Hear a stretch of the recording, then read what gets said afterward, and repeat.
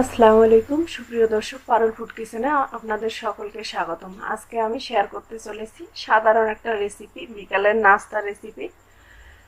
পুরো ভিডিওটা দেখার অনুরোধ রইল।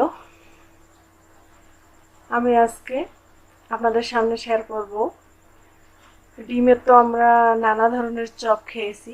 আজকে আমি ডিম পেঁয়াজ দিয়ে বড়া কিভাবে তৈরি করে সেই রেসিপি আপনাদের সামনে শেয়ার করতে চলেছি। এটা একটা সাধারণ নাস্তা, বিকালের নাস্তা। তাহলে চলেন এই বিকালের নাস্তাটা পেঁয়াজ আর ডিম দিয়ে আমি কিভাবে তৈরি করেছি সেটা শেয়ার করব। চলেন তাহলে মূল ভিডিওতে আমরা চলে যাই। আমি এখানে একটা বাটি নিয়েছি আর এখানে পেঁয়াজ এভাবে কেটে কেটে নিয়েছি। আপনারা যতটা নাস্তা তৈরি করবেন তার উপর ডিপেন্ড করবে পেঁয়াজ কতটা নেবেন না নেবেন। আমি এখানে মরিচ কুচানো দিলাম আর এখানে লবণ দিয়ে ভালোভাবে মরিচ আর পেঁয়াজ আর লবণটা ভালোভাবে মেখে নিব।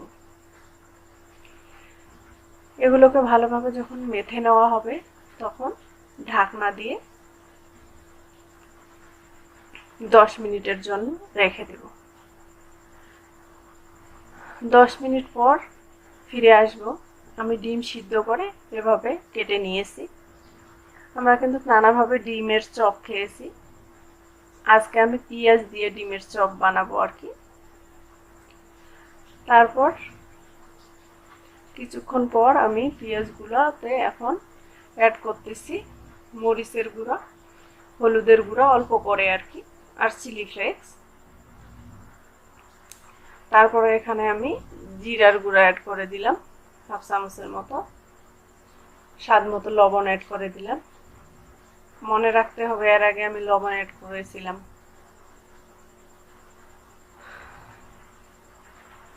আমি এখানে অ্যাড করে দিলাম কর্নফ্লাওয়ার 1 চামচ দিয়েছি, আর এখানে অ্যাড করলাম আমি ময়দা।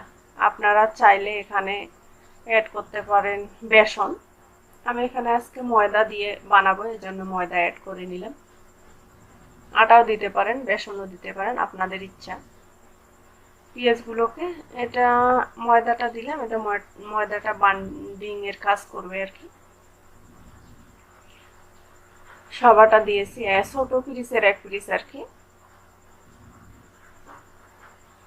ভালোভাবে মেখে চেখে নেওয়া শেষ। এখন 2 হাতে তেল মেখে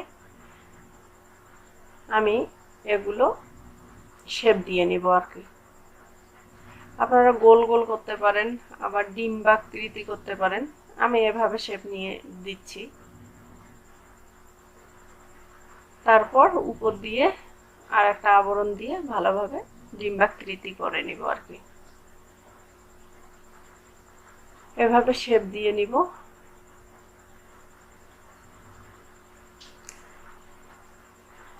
আমি ময়দা দিয়েছি এর জন্য একটু মনে হচ্ছে যে নরম নরম, এটা ভেজে নিলে ঠিক হয়ে যাবে। আর বেসন দিলে একটু শক্ত শক্ত মনে হয়, ভাজার পর এটাও শক্ত হবে, মুসমুসও হবে। আর একটা দেখিয়ে দিচ্ছি।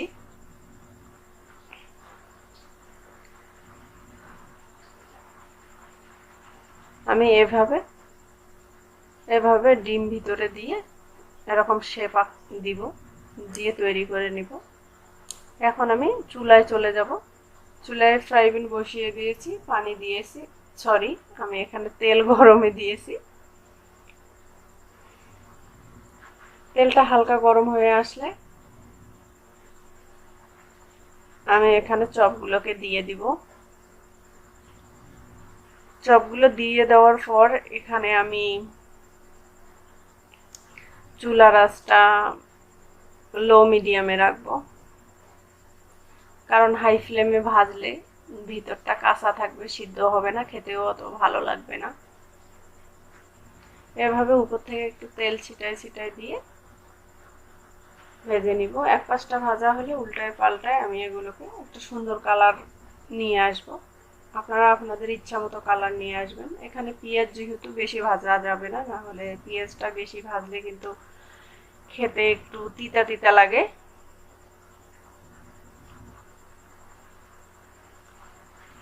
উল্টিয়ে পাল্টিয়ে এভাবে আমি ভেজে নিচ্ছি। এর ফাঁকে বলে নেই, আপনারা আমার চ্যানেলে নতুন হয়ে থাকলে আমার চ্যানেলটিকে সাবস্ক্রাইব করবেন, আমার পাশে থাকবেন, লাইক কমেন্ট শেয়ার করবেন। আর এ পর্যন্ত যারা আমাকে সাবস্ক্রাইব করেছেন, আমার পাশে থেকেছেন, তাদের তো অসংখ্য অসংখ্য ধন্যবাদ। আর যারা ফেসবুক থেকে দেখবেন, ফলো দিবেন, আমার পাশে থাকবেন।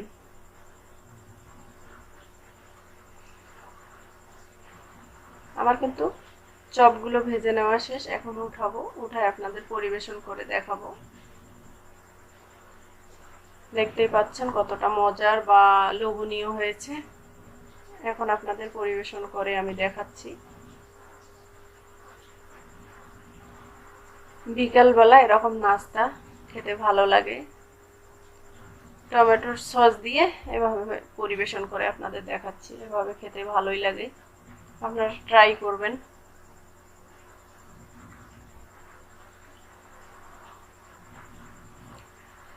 ভালো থাকবেন, সুস্থ থাকবেন, আমার জন্য দোয়া করবেন। আর একটা নতুন রেসিপি নিয়ে আমি আপনাদের সামনে আসবো ইনশাআল্লাহ, আল্লাহ যদি আমাকে বাঁচায় রাখে। এ পর্যন্ত আপনারা সকলে ভালো থাকবেন, সুস্থ থাকবেন। আল্লাহ হাফেজ।